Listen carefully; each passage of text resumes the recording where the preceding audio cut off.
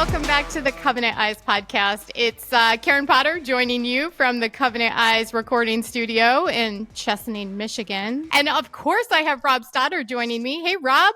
Hey, Karen. Good to be here again today. So looking forward to today. It's a longtime friend of Covenant Eyes, Kristen Jenson. Kristen is a good friend of Covenant Eyes. She is the founder of Defend Young Minds and also the author of one of the number one selling books on Amazon called Good Pictures, Bad Pictures, which so many of our parents especially know all about. So, Kristen, welcome to Covenant Eyes podcast. Thank you, Rod, and thank you, Karen. It's great to be with you today. Good. Well, Kristen, will you tell us a little bit more about yourself and certainly about Defend Young Minds? Yes. Well, basically, when I started writing Good Pictures, Bad Pictures, I also saw the need to put out information to parents of young children of how they can porn-proof their young children so that they can prepare them to reject pornography when they see it, because you just can't control in these days when a child sees pornography or even reads it or hears it. It can be in different media. And so we started Defend Young Minds. It's had different names, but right now we are Defend Young Minds. That's what we've landed on, because we want to put up a defense, help children have a defense to defend their minds from all of the harms of pornography. So that's where we so are. Good. We have social media, and we reach through our email lists and all of our social media millions of families and parents, and just really try to walk along with you and give you tools and resources to bolster your parenting in this digital age. Those are so important. And I think I love your organization because you're really on the front lines equipping parents. And now, it's funny, I've been with Covenant Eyes. I think I'm heading towards 8 years, and you've been alongside that, with us on that journey. And now I'm a grandma. So I'm not just fighting for my children anymore. I'm fighting for the next generation. You too? Yes. Mm-hmm. And it's just amazing to me that I thought we would be a little bit further along in the conversation because we've been doing this a while. And I think we're making good strides. I think your books are actually instrumental in helping parents equip children, but technology is changing so fast and it's so hard for parents to keep up with it.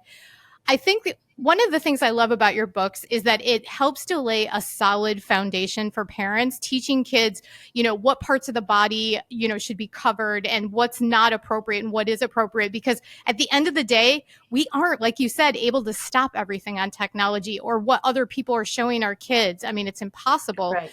But if we lay that solid foundation, they'll be better prepared to do the right thing when that happens. What drives you to continue the work that you've been doing with your organization? Well, I tell people, I meet with parents, and we hear from parents, and that is the motivation, because we can tell how desperate many parents are to help their children keep away from this stuff, keep it out of their minds, keep it out of their lives. And some of the sad stories that we hear, I think that keeps us going. So, we want to give kids initially, we want to give kids a definition of pornography that's age appropriate. We want to give them a warning of why it's harmful. And then we want to give them a plan. And all those are in Good Pictures, Bad Pictures and Good Pictures, Bad Pictures Junior. Kids deserve to have a heads up, right? None of us do very well when we're caught off guard. And our kids don't do well at all when they're caught off guard. So we need to prepare them so that they know exactly what to do when they see pornography. Oh, that's excellent, Kristen. Parents, it is an ever-changing landscape for parents too, and it's not getting any easier for parents to really deal with this issue. One of the things we constantly hear at Covenant Eyes is, what age is appropriate to begin to talk about these issues? Now, you've got a Defend Young Minds and Defend Young Minds Junior. So can you talk to parents a little bit about really where should they start? When should they start having these conversations? Yeah, well, we have actually Good Pictures, Bad Pictures, and Good Pictures, Bad Pictures Junior.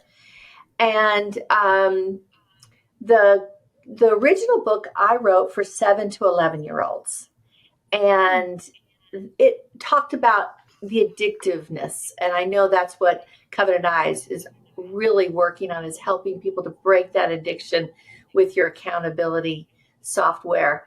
And that's so important. And what I'm working on is to help, people not get addicted in the first place. I think so that's for 7-year-olds to 11-year-olds. And then the junior book is 3 to 6 or 7, although I've had parents read it to 8-year-olds. Really just depends on what your comfort level is, but it's just very simple and age appropriate and comfortable. And I think that's really the hallmark of the Good Pictures, Bad Pictures books, is how comfortable they are.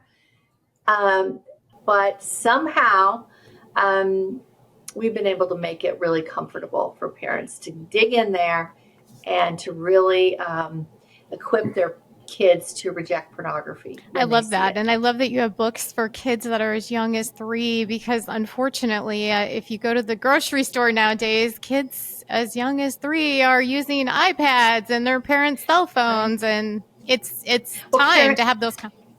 Yeah, Karen, when I first wrote Good Pictures, Bad Pictures, I thought 7 was really very young, but needed, because I knew of kids that were even a little younger than that had gotten into pornography. But then I had parents coming to me and asking me, could you write a simpler book for younger children? And that's when I realized that it's not a specific age.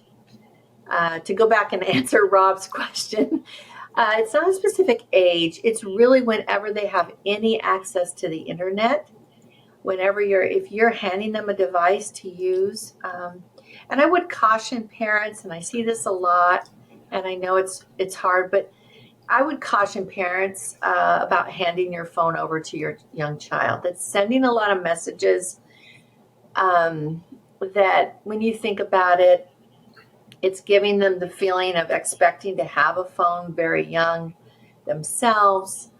And I would also, it's very difficult to lock down your entire phone. If they're going to play one game on it, maybe they can get to other things on your phone. And so just think that through, and maybe have, something else that you can give to them at the ready that is either a screen-free thing or something else that is pretty locked down. Well, that's wonderful advice for parents. Another thing that we constantly hear from parents here at Covenant Eyes is, what do I do when my kids have already been exposed to pornography, Right. even at such young ages? So I'm sure you run into that often. What's your advice to parents who are already dealing with kids who have been exposed or maybe even struggling with pornography? Right. So first, I would say you've got to remember that porn is the enemy, not your kid. Second, you've got to realize how addicting this is and how their brain is very vulnerable to it. So again, you need to have a lot of grace, but you do need to have some accountability, right? So I feel like there's a lot of education that needs to take place, and a lot of persuasion that needs to take place. And it's hard, if they're already into it, to try to persuade them to back out of it. But I think it's really important that you do it in a way so that it's like, look, not trying to guilt trip you, but this is the truth, and the truth will set you free, right? So this is the truth. This is what I feel like you need to know so that you can make the best decisions for your life. And I would talk to them about how pornography not only is addicting, and teach them about the addictive nature if they haven't already kind of realized that. I would talk to them a lot about sex. I would talk to them about the ideal of what what can truly be a wonderful, how sex can be, ideally a wonderful thing for them at the right time with the right person, right, in the right circumstances. And also, I would talk about how pornography is linked and fuels sex trafficking, how it is linked and fuels child on child harmful sexual behavior, um, and and also how it promotes racism. If you look at porn, you are seeing a lot of racism in porn. We have a few articles on that by experts in the field, um, that show how racist porn is. So I feel like as we persuade our children, they can start to make those decisions to pull out, because that there's nothing a parent can do that's going to force that kid. Um, they have to be convinced, they have to be persuaded, and they have to be loved throughout this whole process. And it may take a while, right? We would love to have it be done in a week, but for some, it takes, weeks and months of hard work. And to be able to support them in that is a wonderful thing. But again, it has to be their decision. So persuasion, persuasion, persuasion. And that's why I like to get in young and start this disposition, so that by the time they see it, they already have a very negative view of pornography and already have decided to keep it out of their lives. But that isn't the reality for a lot of families out there. So again, we can go back and we can persuade them, and we can strive to defend them by educating them. It's so important. And, we have a lot of ministry leaders that tune into the Covenant Eyes podcast, and they might be thinking to themselves, well, this is great information. I need to get this in front of parents, because one thing that the church is really good at is equipping men and women in the church. How would they get their hands? Do you have like a curriculum for churches, or is it just as simple as, do you have speakers that come into churches and talk to parents, or how does that work? How could churches engage with you? Yes. So a couple ways. First of all, we have a free guide on our website, how to talk to kids about pornography. That's something you can steer everybody to that link, and they could download that guide. Second, we have, for those that have already had this issue going on, we have a guide called My Kids Saw Porn, Now What? And it is like, 80 or 90 pages, but it's a compilation of our absolute best advice, and from many experts on how to help kids out of this and how to respond.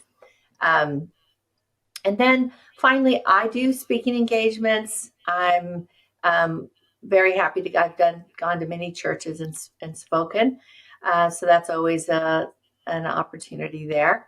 And so we just love to support pastors. I go to pastors' conferences and talk with many of them, and I know that they all have this problem, and they all are struggling with it. And I also, for those of you that counsel kids in a sense, I have a book called Good Pictures, Bad Pictures for Counseling Kids. And it's kind of like a guidebook for counseling kids. And it works with Good Pictures, Bad Pictures to help in that kind of a situation. So you're welcome to take a look at that. It's on Amazon, as are all of the books. Those are wonderful resources. So thank you so much for all the work you do in that area. We've used it. We've promoted that for years. I don't know how many times I have offered up your resources to pastors and in churches and things. But Kristen, as we kind of begin to wrap up today, any final thoughts or words that you want to give to our listeners? You've shared a lot, but any kind of final closing words you might have? Well, a lot of parents are a little worried about talking to their kids because kids are so curious, right? Unfortunately, that curiosity can lead them down, dangerous roads. And we used to be able to protect children, but we no longer really can. We have to convince them and help them to have an internal filter. So I would just say that although some parents might be afraid to begin this dialogue at an early age, I feel like the risk for kids is much greater on the side of not saying anything. When our kids get to the age of walking, we teach them, don't run out in the street. Hold mom or dad's hand, and, stop at the corner, whatever. And so we teach them how to be safe around cars and roads, but we let them onto the internet superhighway and we don't really prepare them. And that's not fair.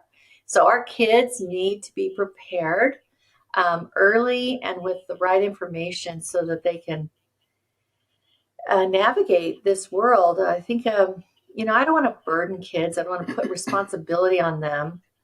I wish adults could take all the responsibility and keep kids safe and protected.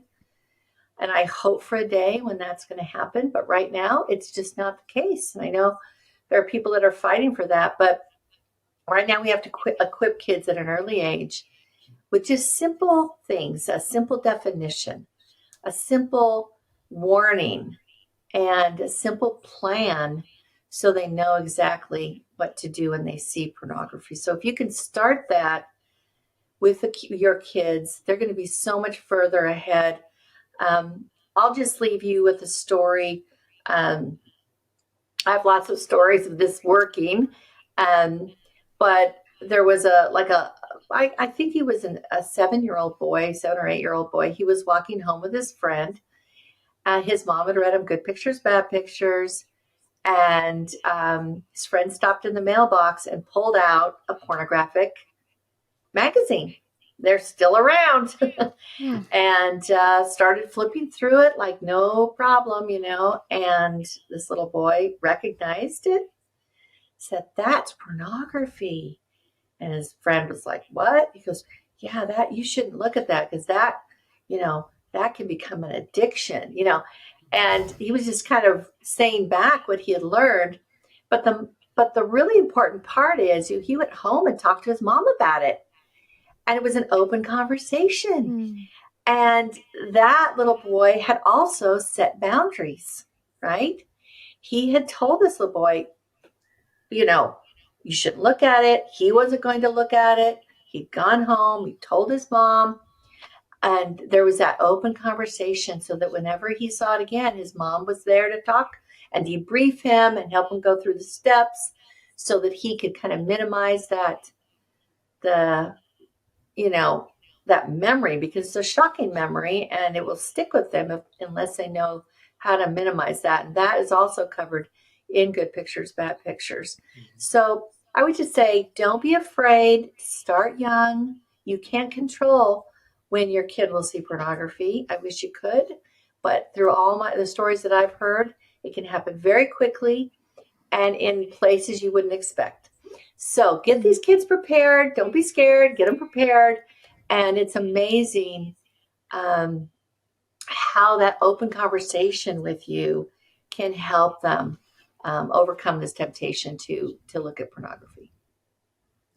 That is some very good advice for our parents and listeners out there. We're going to put links to all of these books that you can get your hands on.